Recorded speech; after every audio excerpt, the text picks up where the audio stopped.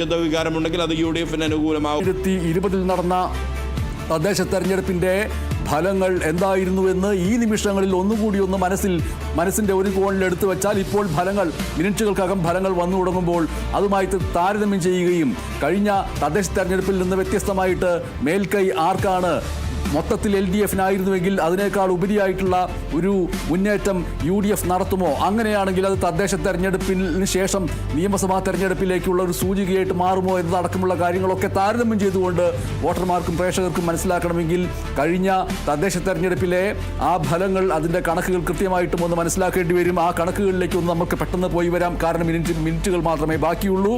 2020 പഞ്ചായത്ത് തെരഞ്ഞെടുപ്പിൽ സംസ്ഥാനത്ത് LDF-നായിരുന്നു മേൽക്കൈ എന്നുള്ള കാര്യം ഓർമ്മിക്കുക. അതുമായി ബന്ധപ്പെട്ട കണക്കുകൾ നമ്മളുടെ കയ്യിലുണ്ട്. ആ കണക്കുകളിലേക്ക് നമ്മൾ പോകേണ്ടതുണ്ട്. അതുമായി ബന്ധപ്പെട്ട ഗ്രാഫിക്സിലേക്ക് നമുക്ക് പോകേണ്ടതുണ്ട്. ഇപ്പോൾ 2020 പഞ്ചായത്ത് തെരഞ്ഞെടുപ്പിൽ സംസ്ഥാനത്ത് LDF-നായിരുന്നു മൊത്തത്തിൽ മുൻകൈ. സ്വാഭാവികമായിട്ടും ഇപ്പോൾ ഈ 8 മണിക്ക് അതിൻ്റെ ഫലങ്ങൾ വരുമ്പോൾ കൃത്യമായിട്ടും ആ മേൽക്കൈയിന് മാറ്റം വരുന്നുണ്ടോ ഇല്ലയോ എന്നുള്ള കാര്യം കൃത്യമായിട്ടും ആലോചിക്കേണ്ടി വരും. അത് താരതമ്യം ചെയ്യേണ്ടിയും വരും. അപ്പോൾ LDF-നായിരുന്നു മേൽക്കൈ എന്ന് പറയുമ്പോൾ തന്നെ UDF മുൻ തെരഞ്ഞെടുപ്പുകളെ അപേക്ഷിച്ച് നില മെച്ചപ്പെടുത്തിയ കാര്യവും മറക്കാതിരിക്കാൻ കഴിയില്ല. അപ്പോൾ 2020 തദ്ദേശ തെരഞ്ഞെടുപ്പിൽ LDF കൃത്യമായിട്ടുള്ള മുന്നേറ്റം നടത്തുകയും മേൽക്കൈ നേടുകയും ചെയ്തു എന്ന് പറയുമ്പോൾ തന്നെ അന്ന് ഫലങ്ങൾ വന്നപ്പോഴും ആ ഒരു മേൽക്കൈയിനെ കുറിച്ച് ചോദിച്ചപ്പോൾ UDF നേതാക്കൾ ഒന്നടങ്കം പറഞ്ഞത് ആ മേൽക്കൈ അവിടെ നിൽക്കട്ടെ, പക്ഷേ ഞങ്ങൾ നില മെച്ചപ്പെടുത്തിയിട്ടുണ്ട് എന്നുള്ള കാര്യമായിരുന്നു. ആ മെച്ചപ്പെട്ട നിലയിൽ നിന്ന് സ്വാഭാവികമായിട്ടും ഈ അടുത്ത തദ്ദേശ തെരഞ്ഞെടുപ്പ് എത്തുമ്പോൾ ആ മെച്ചപ്പെട്ട നിലയേക്കാൾ ഉപരിയായിട്ട് മുന്നേറ്റം നടത്താൻ കഴിയുമോ ഇല്ലയോ എന്നുള്ള ചോദ്യം സ്വാഭാവികമായിട്ടും വരും. ഒപ്പം തന്നെ കഴിഞ്ഞ 2020 പഞ്ചായത്ത് തെരഞ്ഞെടുപ്പിൽ NDAയും നില മെച്ചപ്പെടുത്തിയിരുന്ന കാര്യം നമ്മൾ ഓർക്കേണ്ടതുണ്ട്. ഗ്രാമപഞ്ചായത്തുകൾ, ബ്ലോക്ക് പഞ്ചായത്തുകൾ, ജില്ലാ പഞ്ചായത്തുകൾ, ഇവിടങ്ങളിലെല്ലാം LDF ആധിപത്യം നേടി എന്നുള്ള കാര്യം വളരെ പ്രധാനപ്പെട്ട കാര്യമാണ്. ആ ആധിപത്യം നിലനിൽക്കെ മുനിസിപ്പാലിറ്റികളിൽ UDF മേൽക്കൈ നേടുകയുണ്ടായി. കോർപ്പറേഷനുകളിൽ 3 വീതം ഇരു മുന്നണികളും മുന്നിലെത്തി.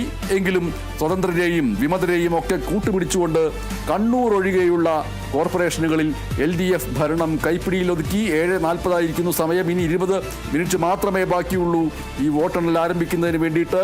ഗ്രാമപഞ്ചായത്തുകളുടെ കാര്യത്തിൽ കഴിഞ്ഞ തദ്ദേശ തെരഞ്ഞെടുപ്പിൻ്റെ കാര്യം ഇപ്പോഴത്തെ ഈ ഫലപ്രഖ്യാപനം വന്നു തുടങ്ങുന്ന സമയത്ത് ഓർത്തു വെക്കേണ്ടതുണ്ട്. ഗ്രാമപഞ്ചായത്തുകൾ ആകെയുള്ള 941 ഗ്രാമപഞ്ചായത്തുകളിൽ 371 എണ്ണം LDF നേടിയപ്പോൾ UDF 211, NDA 2, മറ്റുള്ളവർ 8 പഞ്ചായത്തുകളിൽ ഭരണം കൈപ്പിടിയിൽ ഒതുക്കുകയായിരുന്നു. 349 പഞ്ചായത്തുകൾ.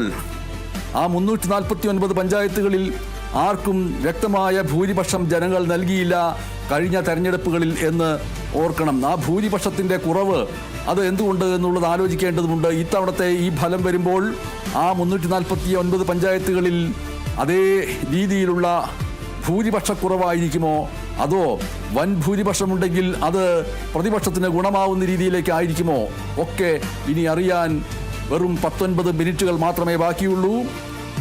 ബ്ലോക്ക് പഞ്ചായത്തുകളിലേക്ക് വരികയാണെങ്കിൽ 152 ബ്ലോക്ക് പഞ്ചായത്തുകളിൽ LDF 105ഉം UDF 37 നേടിയിരുന്നു.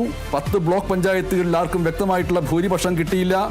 ജില്ലാ പഞ്ചായത്തുകളുടെ കാര്യത്തിലേക്ക് വരികയാണെങ്കിൽ 14 ജില്ലാ പഞ്ചായത്തുകളിൽ 10 എണ്ണം LDF-ഉം 2 എണ്ണം UDF-ഉം നേടി. 2 ജില്ലാ പഞ്ചായത്തുകളിലും ഇരു മുന്നണികളും ഒപ്പത്തിനൊപ്പം എത്തി.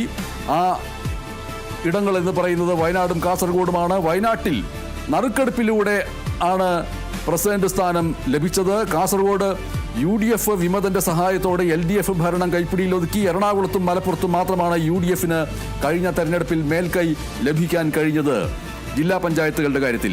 ഇനി മുനിസിപ്പാലിറ്റികളിലേക്ക് വരികയാണെങ്കിൽ കഴിഞ്ഞ തെരഞ്ഞെടുപ്പിൽ ഓർക്കേണ്ടത് 86 മുനിസിപ്പാലിറ്റികളിൽ 22 എണ്ണം നേടിക്കൊണ്ട് ആണ് മേൽക്കൈ നേടിയത്. LDF-ന് 19, UDF അവിടെ മേൽക്കൈ നേടി. LDF-ന് 19 ലഭിച്ചു. 2 NDA ഭരണത്തിലെത്തി. 43 മുനിസിപ്പാലിറ്റികളിൽ ആർക്കും വ്യക്തമായിട്ടുള്ള മേൽക്കൈ ലഭിച്ചില്ല.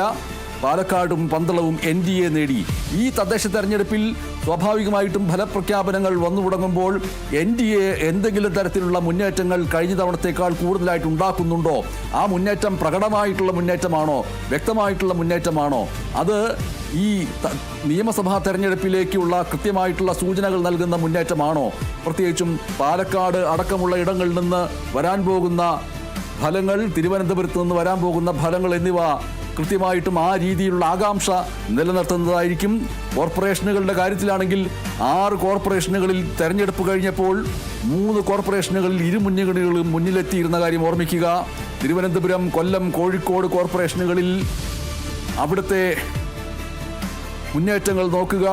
വിമതരുടെയും സ്വതന്ത്രരുടെയും സഹായത്തോടെ എറണാകുളത്തും തൃശ്ശൂരിലുമൊക്കെ ഭരണം പിടിക്കാനിടയായ സാഹചര്യങ്ങൾ കൂടി നാം ഓർക്കേണ്ടതുണ്ട്. 2020യെ സംബന്ധിച്ചിട്ട് പറയുകയാണെങ്കിൽ 2020 കിഴക്കമ്പലം, കുന്നത്നാട്, ഐക്കരക്നാട്, മഴുവന്നൂർ എന്നീ പഞ്ചായത്തുകളിൽ ഭരണം നേടിയ കാര്യം ഓർമ്മിക്കുക. അത് നിലനിർത്താനോ തുടരാനോ അതിനേക്കാൾ വലിയ മുന്നേറ്റം നടത്താനോ കഴിയുമോ എന്നതടക്കമുള്ള കാര്യങ്ങൾ പ്രധാനമാണ്. ഇത്തവണ 2020 കൂടുതൽ വാർഡുകളിൽ മത്സരിച്ചിട്ടുണ്ട് എന്നുള്ള കാര്യവും അതിൽ പ്രധാനപ്പെട്ടതാണ്. 880 വാർഡുകളിലാണ് ആ രീതിയിൽ അവർ മത്സരം നടത്തിയിട്ടുള്ളത്. ഇനി കൊച്ചി കോർപ്പറേഷനിൽ മരടടക്കം മുനിസിപ്പാലിറ്റികളിലും കോർപ്പറേഷനിൽ 56 ഡിവിഷനിൽ തിരുവാണിയൂർ, പുതുർക്ക പഞ്ചായത്തുകളിലുമൊക്കെ ഇവർ മത്സരിക്കുന്നുണ്ട് 2020. അപ്പോൾ തദ്ദേശ തെരഞ്ഞെടുപ്പിൽ 2025 ഈ കഴിഞ്ഞ തെരഞ്ഞെടുപ്പിൽ ആകെ 23,562 വാർഡുകളിലായിട്ട് 75,632 സ്ഥാനാർത്ഥികൾ മത്സരിച്ചു. ഇത്തവണ 619 പേരാണ് മത്സരിച്ചത്.